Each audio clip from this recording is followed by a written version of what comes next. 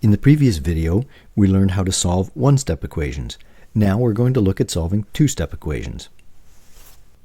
We're actually going to end up solving all of these, so we'll start off with the first one. X plus a half equals 3/5.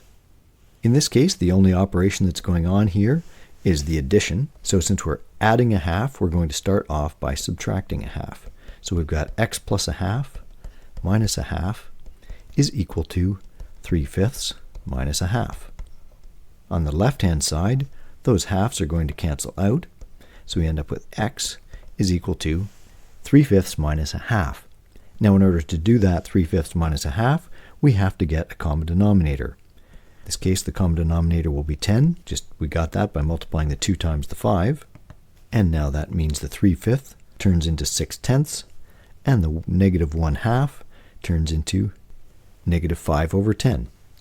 Now we can do the subtraction, and we get x is equal to 1/10. The next one says negative 8 plus y equals 6/7. We've got these two terms being added together, but remember, we're trying to get the variable alone. So here we've got a negative 8. We want to add 8 to get rid of that. So we're going to have 8 minus 8 plus y is equal to 6/7 plus 8. Those 8's are going to cancel each other out, so we end up with y is equal to 8 and 6/7. The next one says z/6 is equal to 2/5. To get rid of the 6 in the denominator, we're going to multiply by 6. So we've got 6 times 7/6 is equal to 6 times 2/5. Those two 6's will cancel each other out. So we end up with z is equal to 12/5. But we don't like to leave it as an improper fraction. Convert that back to a mixed number. We end up with 2 and 2/5. Final one.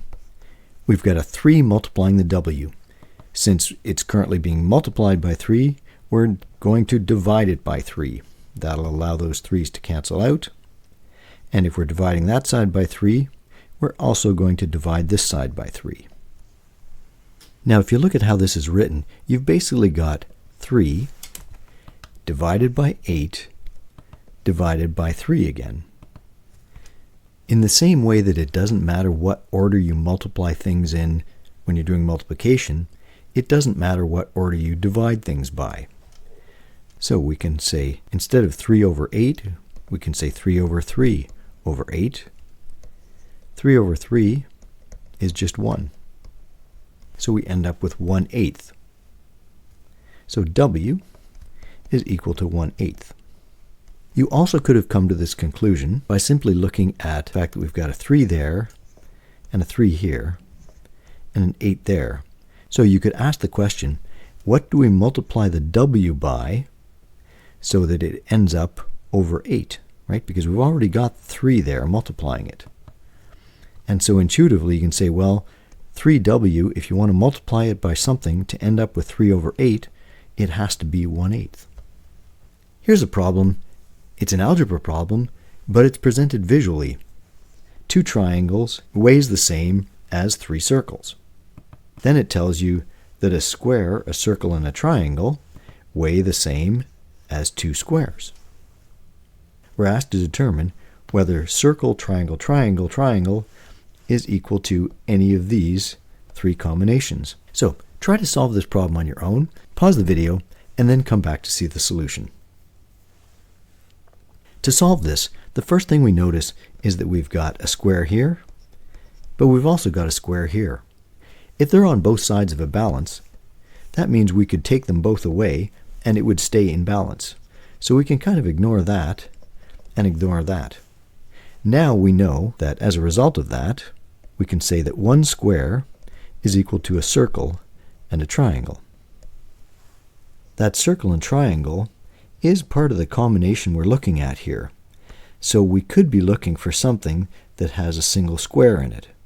We also know that 2 triangles from here gives us 3 circles. So based on that, we could say this is also equal to a square and 3 circles. And if we look down our list of combinations, we can see that right there is a square and 3 circles. Now take a moment to describe the steps to prepare a gift. You first wrap paper around the box. Then you tape the paper in place. You wrap a ribbon around the box. You tape the ribbon in place.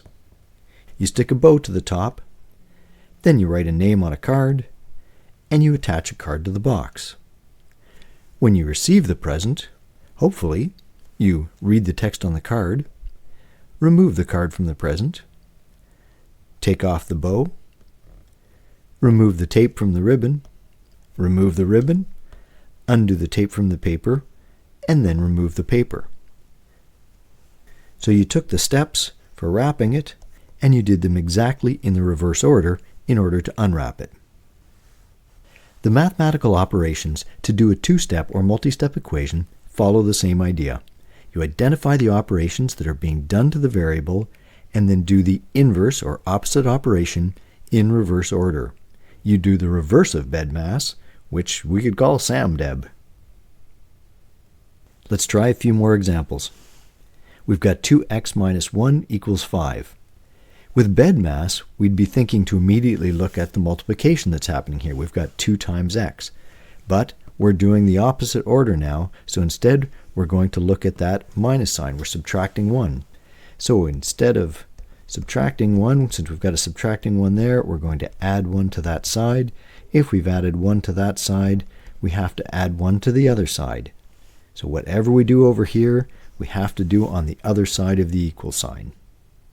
Now the minus 1 and the plus 1 cancel each other out, so we've got 2x is equal to 5 plus 1, which of course is equal to 6. Now we've got 2 times x. To get rid of that 2 times x, we have to divide by 2 because we want to get rid of the 2's and be just left with x. So we add whatever we did over here, we're dividing by 2, we have to divide the other side by 2. So now we've got 6 over 2. Finally, we've got x is equal to 6 over 2, which is of course 3. Now we've got negative x over 2. That could also have been written as negative 1/2 x plus 3 equals 1. But in order to get rid of that 2 on the bottom, we might as well get rid of the negative sign at the same time. So the first thing we're going to do is tackle the plus 3. So we've got negative x over 2 plus 3 minus 3 equals 1 minus 3. Those 3's cancel each other out, so we've got negative x over 2 is equal to 1 minus 3, which is negative 2. Now, to help clean things up a little bit, right now we've got a negative in front of the x. And generally, we don't want to end up with negative x, we want to end up with just x. So I'm going to put in an extra step here, which says to get rid of that negative x, you know if we multiply a negative times a negative, we get a positive. And if we multiply by 1, it has no effect on the outcome of the question. So we can always multiply by 1, and because we want to get rid of the negative, as long as we do the same thing to the left side that we do to the right side, our equation stays in balance. We're okay. By multiplying negative x over 2 times negative 1, we've got negative 2, and we're going to multiply that by negative 1. So the negatives cancel out. We're left with x over 2 is equal to negative 2 times negative 1 is positive 2. Now we want to get rid of this 2 on the bottom. To do that, we're going to multiply both sides by 2. 2 times x over 2 is equal to 2 times 2. The 2's cancel each other out so that we're left with x is equal to 2 times 2, which of course is 4. Similar kind of problem, 3 minus 5x. Remember, we're trying to get the x all by itself, so we're going to tackle getting rid of the 3 first. So we've got 3, we want to then subtract 3 to get rid of it, and we're left with the negative 5x is equal to 7 minus 3. So we've subtracted 3 here, we're going to subtract 3 there. Those 3's cancel each other out, so we've got negative 5x is equal to 4. Now we want to get rid of the negative 5 out front, so we're going to divide by negative 5. The negative 5's will cancel out, and we're left with x is equal to negative 4 over 5. You can just bring this negative sign from the bottom up to the top. 3x plus 1 over 2 equals 5. We could approach this a couple of different ways. It's important to recognize that 3x plus 1 over 2 could also be written as 1/2 times 3x plus 1 is equal to 5. So you could envision working with it either way. Either way, the solution is the same. To get rid of this 2 on the bottom, or to get rid of this half out front, it's going to require you to do the same thing. You need to multiply both sides by 2. So if we're going to multiply the left side by 2, we end up with 2 times 3x plus 1 all over 2 is equal to 5, also times 2. The 2's over here will cancel, so we're left with 3x plus 1 is equal to 10. So we want to get rid of that plus 1, so we've got the plus 1, means we subtract 1. If we've subtracted 1 from that side, we have to subtract 1 from the other side, which leaves us with 3x is equal to 10 minus 1, which of course is equal to 9.